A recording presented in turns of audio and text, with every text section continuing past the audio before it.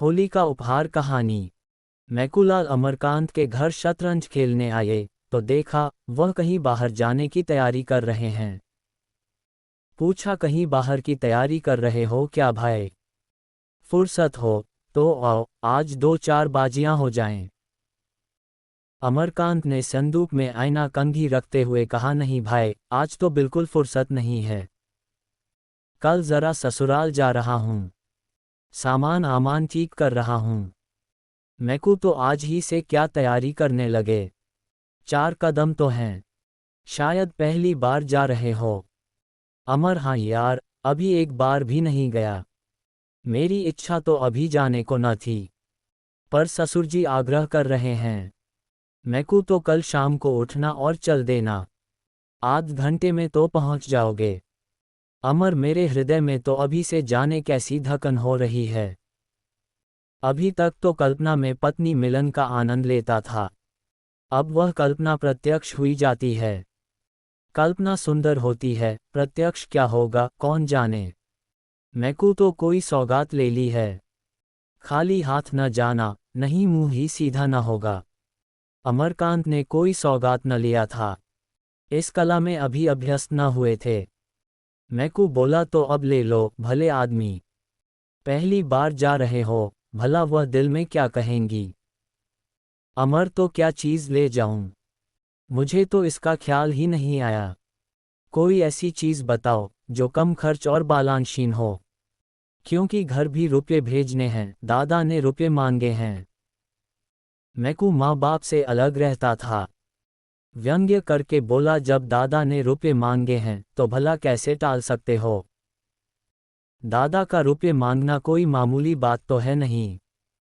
अमरकांत ने व्यंग्य न समझकर कहा, हाँ, इसी वजह से तो मैंने होली के लिए कपड़े भी नहीं बनवाए। मगर जब कोई सौगात ले जाना भी जरूरी है तो कुछ न कुछ लेना ही पड़ेगा। हल्के दामों की कोई चीज़ बतलाओ। दोनों मित्रों में विचार विनिमय होने लगा। विषय बड़े ही महत्व का था, उसी आधार पर भावी दाम्पत्य जीवन सुखमय या इसके प्रतिकूल हो सकता था। पहले दिन बिल्ली को मारना अगर जीवन पर स्थायी प्रभाव डाल सकता है तो पहला उपहार क्या कम महत्व का विषय है। देर तक बहस होती रही, पर कोई निश्चय न हो सका। उसी वक्त एक पारसी महिला एक नए फैशन की साड़ी पहने हुए मोटर पर निकल गई। मैकूलाल ने कहा, अगर ऐसी एक साड़ी ले लो तो वह जरूर खुश हो जाएं। कितना सूफियाना रंग है, और वज़ा कितनी निराली, मेरी आंखों में तो जैसे बस गई। हाशिम की दुकान से ले लो, 25 में आ जाएगी। अमरकांत भी उस साड़ी पर मुग्ध हो रहा था। वधू ये साड़ी देखकर कितनी प्रसन्न होगी और उसके गोरे रंग ये पर कितनी खिलेगी, वह इसी कल्पना में मग्न था। बोला, हाँ यार, पसंद तो मुझे भी है, लेकिन हाशिम की दुकान पर तो पिकेटिंग हो रही है, तो होने दो। खरीदने वाले खरीदते ही हैं, अपनी इच्छा है, जो चीज़ चाहते हैं खरीदते हैं, किसी के बाबा का साझा है। अमरकांत ने क्षमा प्रार्थना के भाव से कहा, ये तो सत्य है, लेकिन मेरे लिए स्वयंसेवकों के बीच से दुकान में जाना संभव नहीं है। फिर तमाशाइयों की हरदम भीड़ भी तो लगी रहती है। मैकू ने मानो उसकी कायरता पर दया करके कहा, तो पीछे के द्वार से चले जाना, वहां पिकेटिंग नहीं होती, किसी देशी दुकान पर न मिल जाएगी, हाशिम की दुकान के सिवा और कहीं न मिलेगी। 2 संध्या हो गई थी। अमीनाबाद में आकर्षण का उदय हो गया था। सूर्य की प्रतिभा विद्युत प्रकाश के बुलबुलों में अपनी स्मृति छोड़ गई थी। अमरकांत दबे पांव हाशिम की दुकान के सामने पहुंचा। स्वयंसेवकों का धरना भी था और तमाशाइयों की भीड़ भी। उसने 2-3 बार अंदर जाने के लिए कलेजा मजबूत किया, पर फुटपाथ तक जाते जाते हिम्मत ने जवाब दे दिया। मगर साड़ी लेना जरूरी था, वह उसकी आंखों में खुप गई थी, वह उसके लिए पागल हो रहा था। आखिर उसने पिछवाड़े के द्वार से जाने का निश्चय किया। जाकर देखा, अभी तक वहां कोई वॉलंटियर न था। जल्दी से एक सपाटे में भीतर चला गया और 20-25 मिनट में उसी नमूने की एक साड़ी लेकर फिर उसी द्वार पर आया। पर इतनी ही देर में परिस्थिति बदल चुकी थी। 3 स्वयंसेवक आ पहुंचे थे। अमरकांत 1 मिनट तक द्वार पर दुविधा में खड़ा रहा। फिर तीर की तरह निकल भागा और अंधाधुंध भागता चला गया। दुर्भाग्य की बात, एक बुढ़िया लाठी टेकती हुई चली आ रही थी।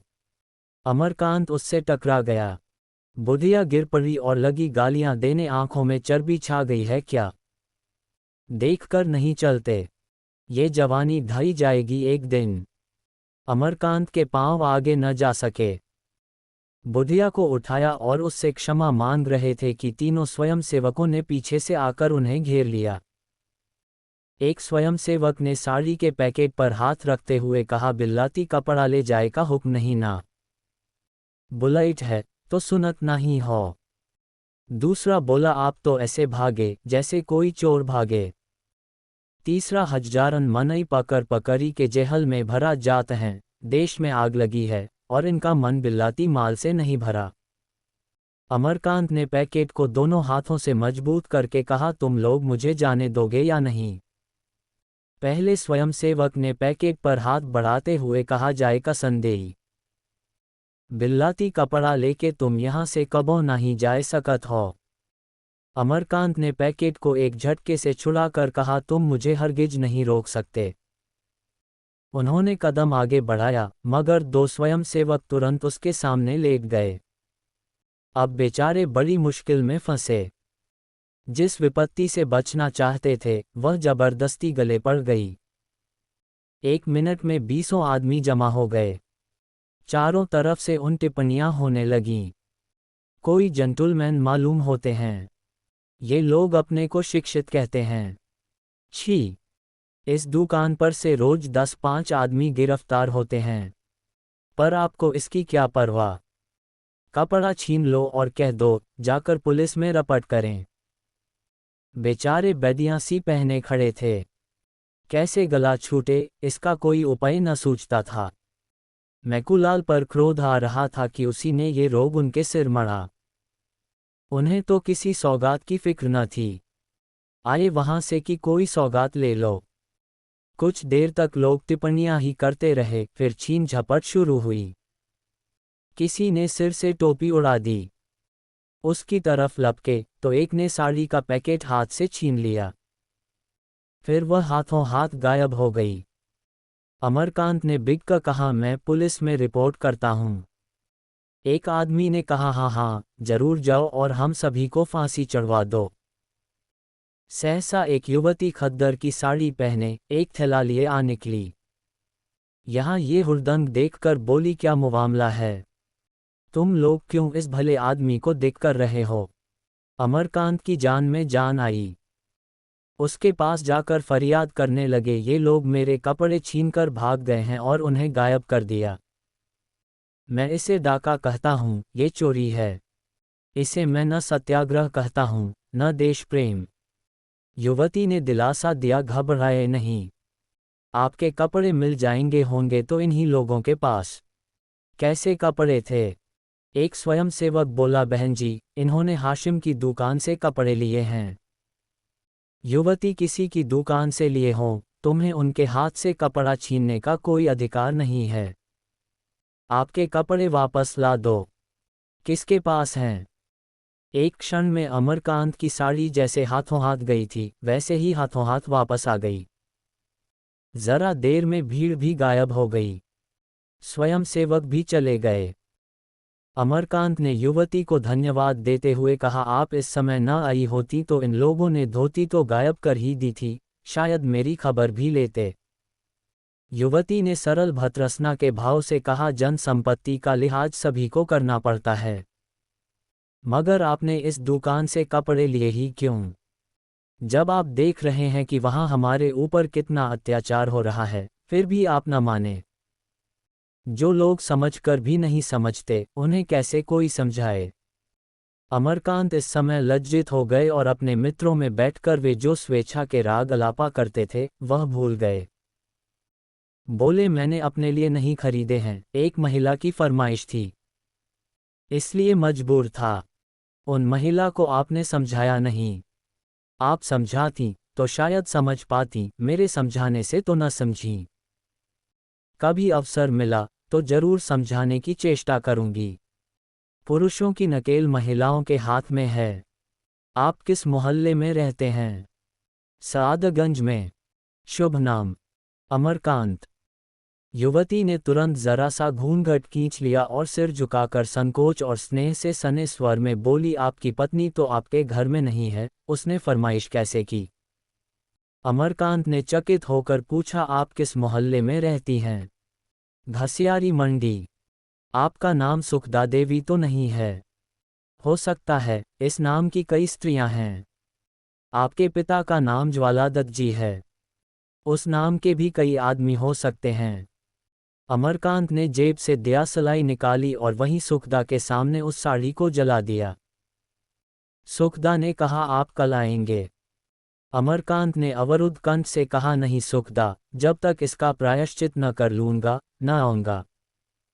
सुखदा कुछ और कहने जा रही थी कि अमरकांत तेजी से कदम बढ़ाकर दूसरी तरफ चले गए। 3. आज होली है। मगर आज़ादी के मतवालों के लिए न होली है न बसंत। हाशिम की दुकान पर आज भी पिकेटिंग हो रही है और तमाशाए आज भी जमा हैं। आज के स्वयंसेवकों में अमरकांत भी खड़े पिकेटिंग कर रहे हैं। उनकी देर पर खद्दर का कुर्ता है और खद्दर की धोती। हाथ में तिरंगा झंडा लिए हैं।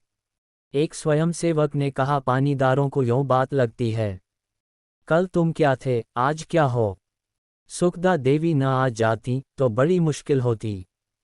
अमर ने कहा, मैं उनके लिए तुम लोगों को धन्यवाद देता हूं। नहीं, मैं आज यहां न होता।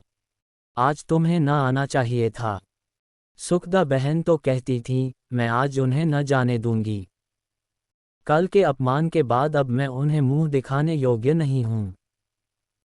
जब वह रमणी होकर इतना कर सकती हैं, तो हम तो हर तरह के कष्ट उठाने के लिए बने ही हैं।